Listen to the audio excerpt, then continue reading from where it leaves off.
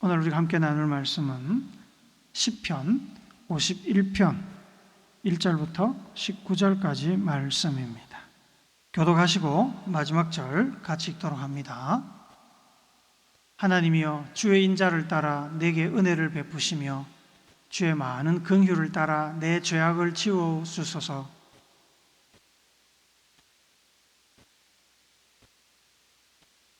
무릇 나는 내 죄가를 아오니 내 죄가 항상 내 앞에 있나이다.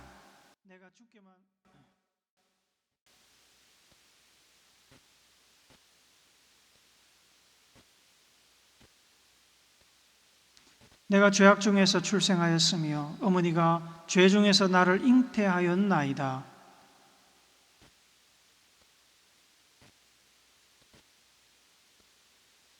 우슬초로 나를 정결하게 하소서. 내가 정하리이다. 나의 죄를 씻어주소서. 내가 눈보다 희리이다.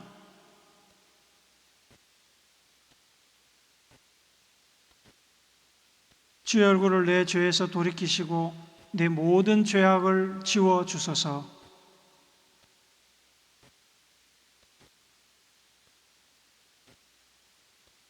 나를 주 앞에서 쫓아내지 마시며 주의 성령을 내게서 거두지 마소서.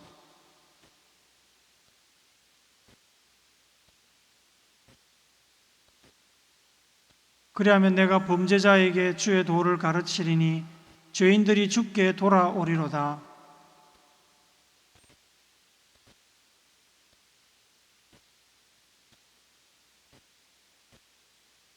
주여, 내 입술을 열어주소서. 내 입이 주를 찬송하여 전파하리이다.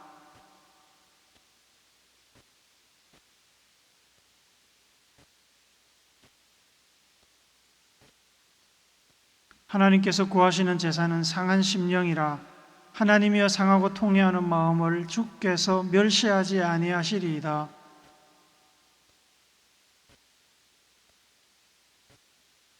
같이 읽습니다. 그때에 주께서 이루은 제사와 번제와 온전한 번제를 기뻐하시리니 그때에 그들이 수소를 주의 제단에 드리리이다. 아멘.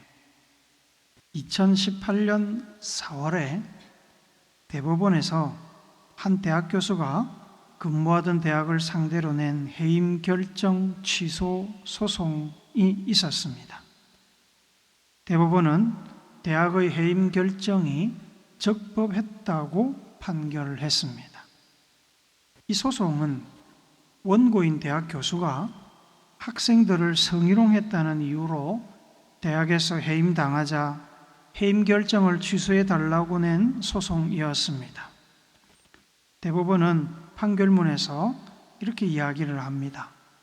법원이 성희롱 관련 소송 심리를 할 때에는 그 사건이 발생한 맥락에서 성차별 문제를 이해하고 양성평등을 실현할 수 있도록 성인지 감수성을 잃지 말아야 한다. 이 판결문에서 제가 주목하고자 하는 것은 성인지 감수성입니다. 뭔지 아시지요? 성인지 감수성은 성별 간의 차이로 인한 일상생활 속에서의 차별과 유리, 불리함 또는 불균형을 인지하는 감각입니다. 다르게 표현하면 어떤 행동이 타인에게 성적인 수치심이나 문제를 일으킬 수 있는 것을 인지하는 감각을 말합니다. 사람마다 상황마다 그 정도가 다르기에 정해진 잣대나 규칙이 있는 것은 아닙니다만 피해를 입었다고 주장하는 사람이 어떻게 느끼느냐가 중요합니다. 성인지 감수성이 둔하면 나의 행동이 다른 사람에게 성적인 수치심이나 공격이 될 수 있는 것을 모르거나 알면서도 무시합니다. 그러다가 의도하지 않은 심각한 상황으로 이어지기도 합니다. 몇 해 전에 어떤 교회에서 예배를 마치고 70에 가까운 목사님께서 교회 성도의 어린 자녀를 귀엽다고 안아서 볼에 뽀뽀를 한 것으로 인해 고소를 당해서 성추행으로 유죄를 받은 사건도 있었습니다. 성인지 감수성이 성적인 문제와 관련된 민감성을 이야기하는 것이라면 사회 전반의 법규나 공공질서에 대한 민감성은, 이런 말이 실제로 사용되는지는 모르겠습니다만, 죄인지 감수성 혹은 법인지 감수성이라고 표현할 수 있을 것 같습니다. 법규나 공공질서를 지켜야 한다는 준법의식은 사람마다 느끼는 것, 생각하는 것이 다릅니다. 어떤 사람들은 부동산 사기나 도둑질을 하고도 법규 위반이나 범죄 행위라고 느끼지 못하는가 하면, 어떤 사람들은 사소한 교통 규칙도 살인이나 사기와 다름없는 범죄라고 생각해서 엄격하게 지키고 예민하게 반응합니다. 사람마다 차이가 크게 나타납니다. 신앙을 가진 사람들은 살면서 고려해야 할 법이 세상 사람들보다 하나가 더 많습니다. 세상의 법과 함께 하나님의 말씀, 곧 율법을 하나 더 가지고 사는 사람들이 그리스도인들입니다. 그래서 더 엄격하고 더 고차원적인 죄인지 감수성, 법인지 감수성을 가질 것을 요구받습니다. 같은 위법적인 행동을 해도 예수 믿는 사람이 하면 예수를 믿지 않는 사람들이 하는 것보다 더 손가락질을 많이 당합니다. 예수가 그렇게 가르쳤냐고 비난합니다. 내 행위로 인해서 예수님께서 덩달아 욕을 먹습니다. 근래 들어 한국 교회가 한국 사회에서 신뢰를 잃고 외면당하는 것은 교회 지도층에 있는 사람들이 교회 밖의 사람들보다 이 죄인지 감수성, 법인지 감수성이 더 떨어지는 행동을 많이 보여주기 때문입니다. 세상 사람들보다 더하면 더하지 결코 덜하지 않는 몰상식, 불법적이고 비도덕적이고 비윤리적인 행동으로 인해서 교회가 세상을 선도하는 것이 아니라 교회가 저러면 되냐고 세상이 교회를 걱정하는 상황이 되었습니다. 그래서 교회에 대한 신뢰가 계속 떨어지고 있습니다. 내가 하는 행동이 죄나 법 위반인지 아닌지에 대한 민감함이 죄인지 감수성이라고 한다면, 나의 행위가 죄나 법을 위반한 것임을 인지하여 죄를 지었다고 판단하는 것을 죄의식이라고 그럽니다. 그리고 저지른 죄에 대한 책임을 느끼는 마음을 죄책감이라고 부릅니다. 죄의식이 없는 사람은 죄에 대해 무지하기에 뻔뻔합니다. 사이코패스, 소시오패스 중에 그런 사람들이 많습니다. 죄책감이 없는 사람은 죄라는 것은 알지만 죄를 부정하거나 다른 사람, 환경의 책임을 떠넘깁니다. 죄인지 감수성이 높은 사람들은 죄의식도 높고 죄책감도 크게 느낍니다. 그러나 이 죄인지 감수성이 높은 사람이라도 가끔 그 감수성이 마비되어서 작동하지 않을 때가 있습니다. 마치 화재 경보기의 센서가 작동을 멈추는 경우와 비슷합니다.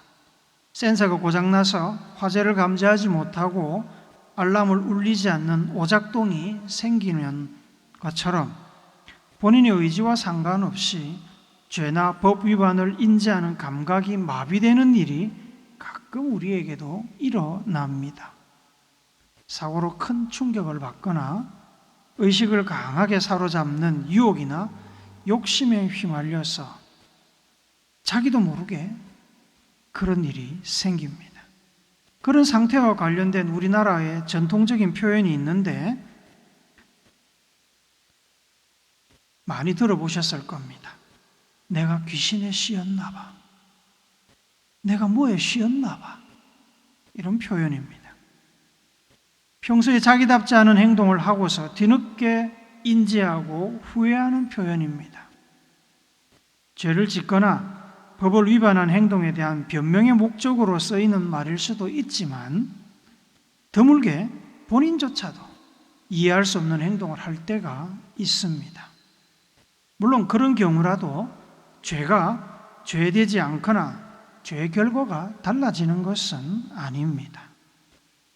오늘 우리가 읽은 이 시편 51편은 다윗의 그런 경험에서 나온 참회 시입니다. 이 시의 표제를 보시면 다윗의 시, 인도자를 따라 부르는 노래, 다윗이 밧세바와 동침한 후에 선지자 나단이 그에게 왔을 때라는 설명이 붙어 있습니다. 이 사건은 다윗의 삶에 대한 기록 중에서 유일하게 나오는 다윗의 범죄 기록입니다. 종교적인 것도 아니고 정치적인 판단도 아니고 지극히 보편적인, 그래서 변명의 여지가 없는 권력 혹은 위계에 의한 불륜과 살인 교사죄에 해당하는 일입니다. 사무엘하 11장에 보시면 다윗은 그때 왕이었습니다. 부하들을 전쟁터에 내보냈습니다. 보통은 왕이 앞장서서 전쟁터로 나가서 군인들의 사기를 복돋아 주어야 되는데 무슨 이유인지 모르지만 다윗 왕은 그때 전쟁터로 나가지 않고 왕궁에 머물러 있었습니다. 무료한 시간을 보내려 왕궁 옥상에 올라가서 거닐다가 왕궁 가까이에 있는 우리야 장군의 집을 보게 되었습니다. 그 집 안에서 우리야 장군의 아내 밧세바가 목욕을 하고 있는 것을 목격했습니다. 그 순간 평소의 다윗이라면 비록 여러 명의 왕비를 두고 있기는 했지만 그래도 그렇게 부도덕하다든지 신앙이 없는 사람이 아닌데 늘 하나님 앞에서 신실했던 사람이었는데 다윗의 눈이 뒤집혔습니다. 밧세바가 클레오파트라만큼 아름다웠는지는 모르겠습니다만 다윗은 밧세바에게 마음을 완전히 빼앗기고 말았습니다. 이성과 죄인지 감수성, 윤리, 도덕, 왕으로서의 채통과 신앙 양심, 그 모든 것들이 멈추어 버렸습니다. 그 순간 다윗은 그저 밧세바를 탐하려는 욕구에 사로잡혀 버렸습니다. 다윗 왕은 사람을 보내서 밧세바를 왕궁으로 불러들였고 둘은 동침했습니다. 밧세바는 아마도 왕의 위력에 저항할 수 없었을 것입니다. 다윗 왕과 밧세바의 분류는 상당 기간 이어졌습니다. 밧세바가 임신하게 되었습니다. 밧세바의 임신 소식을 알게 된 다윗은 전쟁에 나가 있던 밧세바의 남편 우리야 장군을 불러들여서 밧세바와 동침시킴으로 말미암아 자신의 부정을 감추려고 했습니다. 하지만 충신이었던 우리야 장군은 전쟁터에서 고생하고 있는 동료들을 생각하며 집에 가지 않았습니다. 결국 다윗은 우리야를 다시 전쟁터로 돌려보냈는데 요압 장군에게 편지를 써서 우리야를 죽게 만들라고 살인을 교사합니다. 그렇게 다윗 왕은 우리야 장군을 죽이고 밧세바를 자신의 또 다른 아내로 맞아들입니다. 그리고 아들을 낳았습니다. 여기까지 지켜보시던 하나님께서 다윗 왕이 스스로 회개하고 돌아올 기미가 보이지 않으니까 더 이상 다윗 왕을 그대로 죄 아래 방치해서는 안 되겠다고 생각하셨는지 나단 선지자를 다윗에게 보냈습니다. 다윗을 책망하셨습니다. 그 결과 다윗 왕이 밧세바에게서 나온 첫째 아들은 시름시름 앓다가 죽고 말았습니다. 그 후에 다윗과 밧세바의 두 번째 아들이 태어났는데 그 아들이 우리가 잘 아는 솔로몬 왕입니다. 정말로 알 수 없는 일입니다.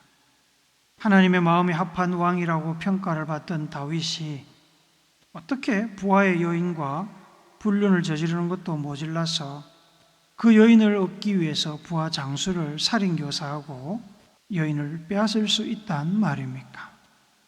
아무리 바세바가 예뻤다고 해도 불륜을 시작해서 아이가 태어나기까지 최소한 10개월이 걸렸을 것인데 그 10개월 동안 불륜은 이어졌고 거기에 더해서 부하를 동원해서 사람을 교묘하게 전쟁터에서 죽게 만드는 뻔뻔한 일을 저질렀습니다. 일반인도 하나님을 믿지 않는 사람도 하지 않을 일을 했습니다. 그 이유는 모르지만 하여튼 다윗의 죄 인지 감수성은 그 당시에 마비 상태였습니다. 그는 본능, 곧 정욕과 탐욕과 자기 보호 본능에 따라서 행동했습니다. 말씀도 윤리나 도덕도 적용되지 않았습니다. 한마디로 그는 이성 없는 짐승과 다름이 없었습니다. 그렇게 동물적 본능에 잠식되었던 다윗을 깨운 것은 하나님께서 보내신 나단 선지자였습니다. 나단 선지자는 하나님의 말씀을 전하며 다윗 왕을 강하게 책망했습니다. 사무엘하 12장 9절과 10절을 같이 읽읍시다. 시작. 그런데 어찌하여 내가 여호와의 말씀을 업신여기고 나 보기에 악을 행하였느냐?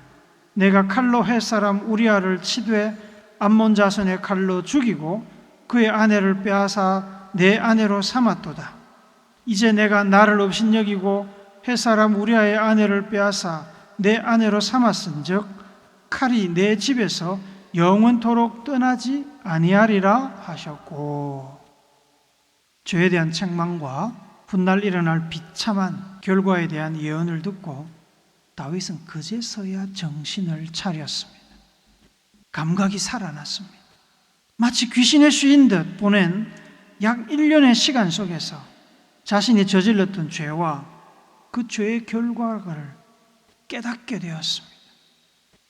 죄가 얼마나 흉측했는지를 깨닫게 되었습니다. 다윗 왕은 쓰러졌습니다. 말 그대로 나단 선지자 앞에 엎드렸습니다. 죄를 인식한 다윗은 하나님과 나단 선지자 앞에서 자신의 죄를 자복하고 회개했습니다. 자신이 하나님의 뜻을 이루고 성공적으로 나라를 운영하며 잘 살고 있었다고 생각했지만 사실 자신은 하나님 앞에서 어쩌면 태어나면서부터 죄인이었음을 인정하지 않을 수 없었습니다. 3절 한 번 더 읽어봅시다. 시작. 무릇 나는 내 죄가를 아오니 내 죄가 항상 내 앞에 있나이다. 일반인들은 생각하지도 못하는 끔찍한 죄를 지은 자신이 너무나 수치스럽고 부끄럽고 안타까웠던 다윗은 자신이 출생 전부터 죄 안에 있었다고 고백을 합니다. 5절도 한 번 더 읽습니다. 시작. 내가 죄악 중에서 출생하였으며 어머니가 죄 중에서 나를 잉태하였나이다. 태어나기를 죄 안에서 태어났고 늘 죄가 자기와 함께 있었음을 깨닫게 된 다윗은 하나님 앞에 변명의 여지가 없었습니다. 자신에 대한 하나님의 평가와 심판에 이의를 제기할 것이 하나도 없었습니다. 그래서 다윗은 뭐라고 하나님께 말씀드리냐면 4절을 우리 세번역 성경으로 읽어봅니다. 시작. 주님께만, 오직 주님께만 나는 죄를 지었습니다. 주님의 눈앞에서 내가 악한 짓을 저질렀으니 주님의 판결은 옳으시며 주님의 심판은 정당합니다. 주님의 판결은 옳으시고 주님의 심판은 정당합니다. 나 할 말이 없습니다. 변명의 여지가 없습니다. 그렇게 다윗은 자기의 죄를 인정했습니다. 이 말씀 4절에서 주님께만 죄를 지었다, 주께만 범죄하였다는 이 말을 오해하시면 안 됩니다. 이 말이 마치 다윗이 하나님께는 죄송하다고 하면서 피해를 당한 사람, 예를 들어서 우리아의 가족들에게는 전혀 미안해하지 않았다는 그런 뜻이 아닙니다. 예수님께서는 사람에게 먼저 용서를 받고 하나님께 예배를 드리라고 제자들에게 가르치셨습니다. 주님께만 죄를 지었다는 말은 그 누구보다도 더 주님을 귀하게 여기는 다윗이라 자기를 믿어주고 왕으로 세우시고 지금껏 인도하신 하나님께 피해자들에게 가지고 있는 미안함보다 훨씬 더 죄송한 마음으로 자신의 죄를 인정한다는 뜻입니다. 피해자의 가정은 파탄났고 이스라엘은 유능하고 충성스러운 장군을 한 사람 잃었고 하나님의 마음을 아프게 했고 충성스러운 신하들을 실망시켰습니다. 바세바에게서 태어난 첫 아이는 다윗의 죄 때문에 죽었습니다. 이 모든 죄에 대한 죄의식과 죄책감이 다윗을 궁지로 몰았습니다. 다윗은 자기의 죄를 무시하거나 묻어둘 만큼 뻔뻔한 사람은 아니었습니다. 공황장애, 우울증, 무력감, 자포자기에 빠져서 넘어질 수 있는 상황이었습니다. 하지만 다윗은 누구보다 하나님을 잘 아는 그리고 사랑하는 왕이며 종이었습니다. 하나님의 신실한 백성이었습니다. 그러나 하나님께서 자기의 죄를 용서해 주시고 자기를 회복시켜 주시는 것이 자기가 살 수 있는 유일한 길임을 잘 알고 있었습니다. 그래서 그는 자신의 죄를 인정하고 하나님께 용서를 구합니다. 1절에서 다윗은 하나님의 은혜와 긍휼을 구하며 내 죄악을 지워주소서 기도합니다. 2절에서도 죄를 씻어주시고 제거해달라고 하나님께 기도하고 있습니다. 7절에서는 우슬처럼 나를 정결하게 하소서 나의 죄를 씻어주소서라고 기도하며 9절에서는 내 모든 죄악을 지워주소서라고 간절히 기도하고 있습니다. 우슬초라는 풀은 전통적으로 죄나 흠결을 씻어내는 정결의식에 쓰이는 풀입니다. 또한 다윗은 11절에서 나를 주 앞에서 쫓아내지 마시며 주의 성령을 내게서 거두지 말아달라고 하나님의 바짓가랭이를 붙들고 간절히 기도하고 있습니다. 죄를 짓기 전에 하나님과 좋은 관계에 있을 때 가졌던 정결한 마음, 정직한 영을 지금 다시 새롭게 해달라고 그는 10절에서 하나님께 구하고 있습니다. 낙심과 죄책감, 자기 혐오, 자식의 죽음으로 인한 극심한 정신적 고통에서 시달리던 다윗은 12절에서 주의 구원의 즐거움을 내게 회복시켜 주시고 자원하는 심령을 주사 나를 붙들어 주소서, 날 살려 주소서, 날 회복시켜 주소서, 인생의 즐거움, 주님을 아는 기쁨을 회복시켜 달라고 하나님 앞에 호소하고 있습니다. 하나님의 용서와 회복이 없으면 아침 저녁으로 의례적으로 드리는 그 제사가 무슨 의미가 있겠습니까? 아무리 많은 희생 제물을 불태워도 하나님께서 그 제사를 기뻐하지 않으실 겁니다. 하나님만 기뻐하시지 않는 것이 아니라 다윗 왕도 하나님을 예배하는 기쁨을 전혀 누릴 수 없을 것임을 다윗은 잘 알고 있었습니다. 그래서 자신의 죄를 철저하게 회개하고 낙심한 심령을 그대로 하나님께 가져가서 제사를 드렸습니다. 하나님께서 다른 짐승이나 그 어떤 것을 기뻐하시는 것이 아니라 죄인의 진심 어린 회개를 기뻐하시는 것을 그는 너무나 잘 알고 있었습니다. 16절, 17절을 우리 한 번 더 읽읍시다. 시작. 주께서는 제사를 기뻐하지 아니하시나니 그렇지 아니하면 내가 드렸을 것이라. 주는 번제를 기뻐하지 아니하시나이다. 하나님께서 구하시는 제사는 상한 심령이라. 하나님이여 상하고 통회하는 마음을 주께서 멸시하지 아니하시리이다. 하나님이 정작 원하는 것은 사람들의 마음이지 죄를 회개하지 않고 모른 척 뻔뻔스럽게 하나님 앞에 드리는 그 짐승들이 아니라는 이야기를 하는 겁니다. 다윗 왕은 하나님께서 인자하시고 은혜와 긍휼이 풍성하신 분임을 잘 알고 있었습니다. 그래서 비록 죄의 결과에 대한 책임은 피할 수 없다 할지라도 하나님께서는 회개하는 자를 용서하시고 죄를 씻어 눈보다 희게 하실 것이며 상한 심령을 치료하시고 회복시키시고 구원의 즐거움, 하나님을 아는 기쁨을 다시 베풀어 주실 것을 믿고 있었습니다. 이것은 다윗이 자신의 죄를 과소평가한다거나 죄의 문제를 해결하지 않고 적당히 덮으려는 의도는 전혀 아닙니다. 하나님께서 죄를 가볍게 여기시거나 하나님께서 부도덕하다는 뜻도 더더욱 아닙니다. 다윗 왕은 진심으로 회개했고 회개한 사람을 하나님께서 자비와 긍휼로 용서하시는 분임을 제대로 알고 있었기 때문입니다. 그리고 그것을 믿고 있었습니다. 주님께서는 진심으로 회개하는 자는 눈처럼 하얗게 죄를 씻으시고 기억조차 하지 않겠다고 약속하셨습니다. 죄의 심판이나 용서에 대한 믿음을 가진 사람이라면 죄인의 회복과 하나님의 긍휼도 믿어야 합니다. 죄책감에 사로잡혀서 하나님의 용서를 받아들이지 않는 것도 불신입니다. 마음이 불편해도 현실에서 크게 달라지는 것이 없어도 하나님의 용서의 약속을 인정하고 받아들여야 하는 것입니다.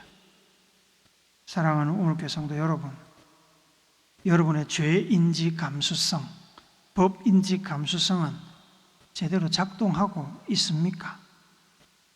혹시 센서가 고장나서 오작동하는 것은 아닙니까? 매일 말씀과 성령으로 잘 점검하시기 바랍니다. 죄는 아픕니다. 실수든지 자기도 모르는 사이에 지은 죄든지 죄는 아프고 후회스럽습니다. 책임을 피할 수 없습니다. 죄를 짓지 않는 것이 제일 좋지만 우리는 그럴 수 없는 불완전한 존재입니다. 죄를 인지하는 것 중요합니다. 인지하지 못하면 계속 죄를 짓게 되죠.